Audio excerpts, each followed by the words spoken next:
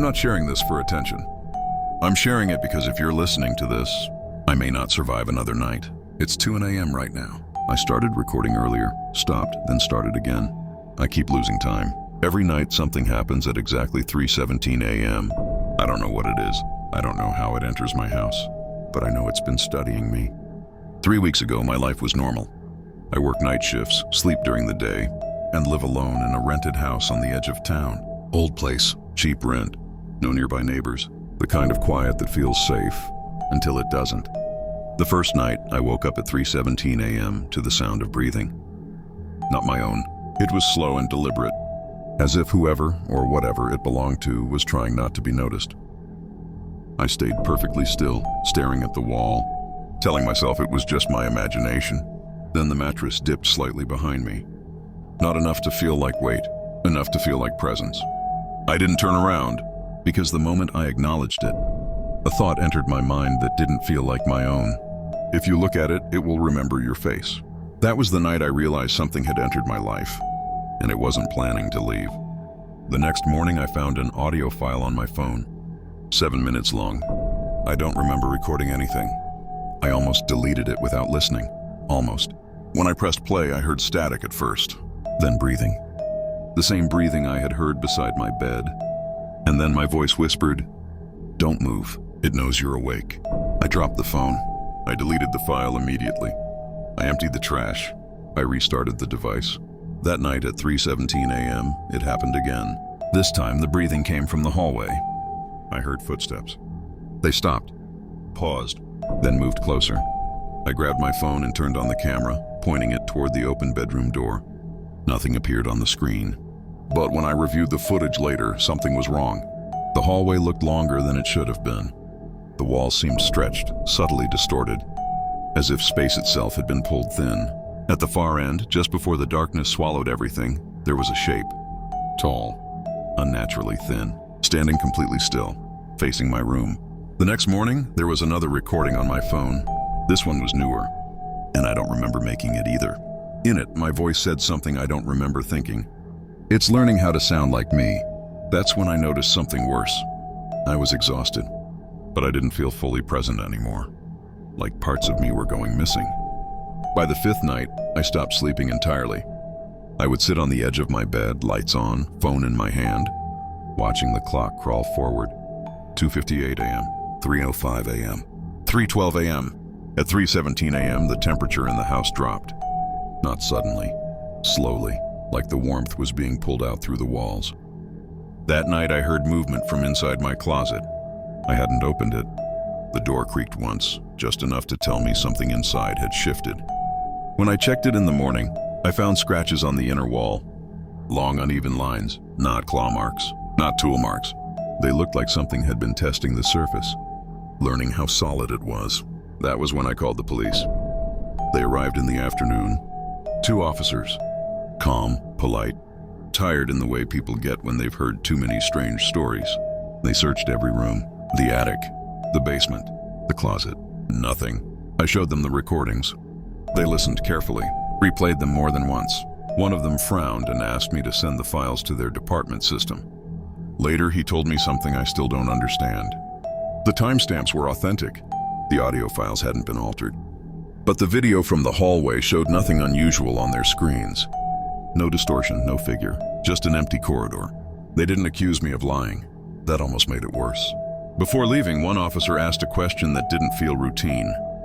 "Have you noticed any changes in yourself lately?" That night, I tried to stay awake. I sat on my bed with every light on in the house. I told myself that if I didn't sleep, it couldn't reach me. At 3:17 a.m., every light shut off at once. The silence afterward was complete, heavy, pressing against my ears. Then I felt something behind me. Not hands, not breath, pressure, like a presence leaning in close, trying to fit itself against my shape. A whisper brushed my ear, using my voice but speaking words I hadn't chosen. "You're still here. That's not normal." I ran. I didn't stop to grab my phone. I didn't lock the door. I just ran barefoot into the street and kept going until my legs gave out. I stayed outside until sunrise, sitting on the curb, watching the house from across the road. I didn't want to go back, but I had nowhere else to go. No money for a hotel, No friends close enough to call at that hour. And underneath the fear, there was something worse. A pull, like the house was unfinished with me. When I finally stepped inside, the air felt different, thicker, familiar in a way it hadn't before. The house wasn't just occupied anymore. It felt expectant. I didn't go back to work after that night. I stayed inside, searching for anything, news articles, property records, police logs, anything that could explain what was happening. There was nothing. No reports, no documented incidents, no online history tied to the address. That should have been comforting. It wasn't. I expanded the search outward.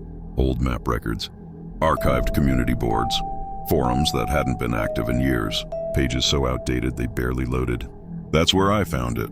A buried thread on a local forum, archived more than a decade ago. No images at first, just text.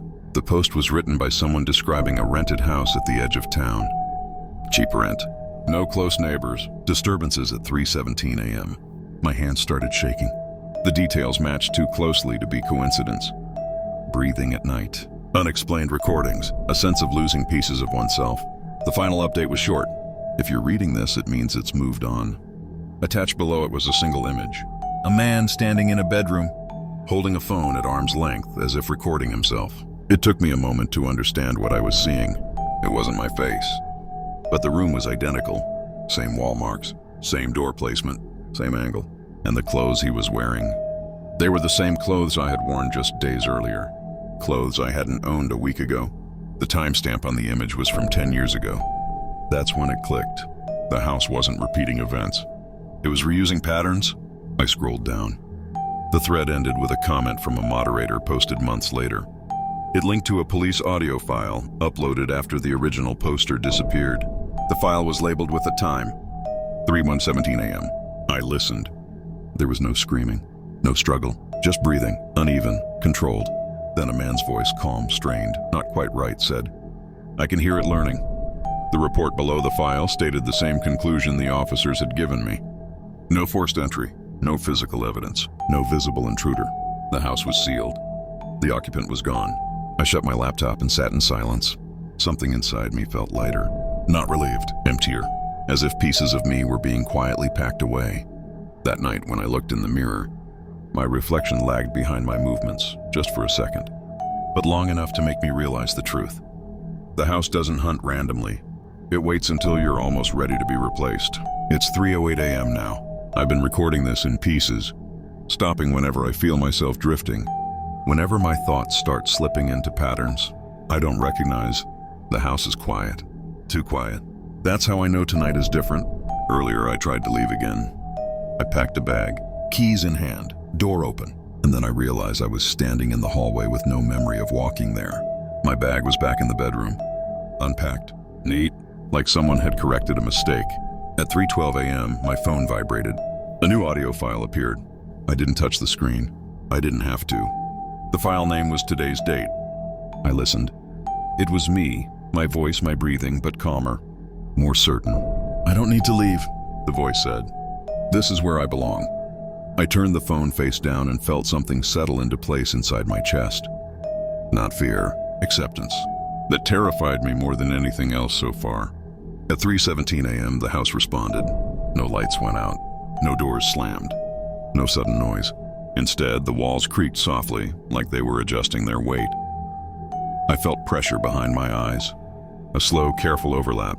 Memories sliding against memories. Things I knew didn't belong to me started feeling familiar. The hallway felt longer when I looked at it. The bedroom felt less like mine. I stood in front of the mirror and raised my hand. This time, my reflection moved with me, too perfectly. Behind my eyes, something watched, not curiously, not hungrily, but with satisfaction, like a process reaching its final step. The last thing I did on my own was press record one more time. That's why you're hearing this. Because somewhere between 3:17 and 3:18 a.m., the house finished learning. It didn't take my body. It took my place. Tomorrow, someone will answer messages from my phone. They'll go to my job. They'll sound like me. They'll remember things correctly.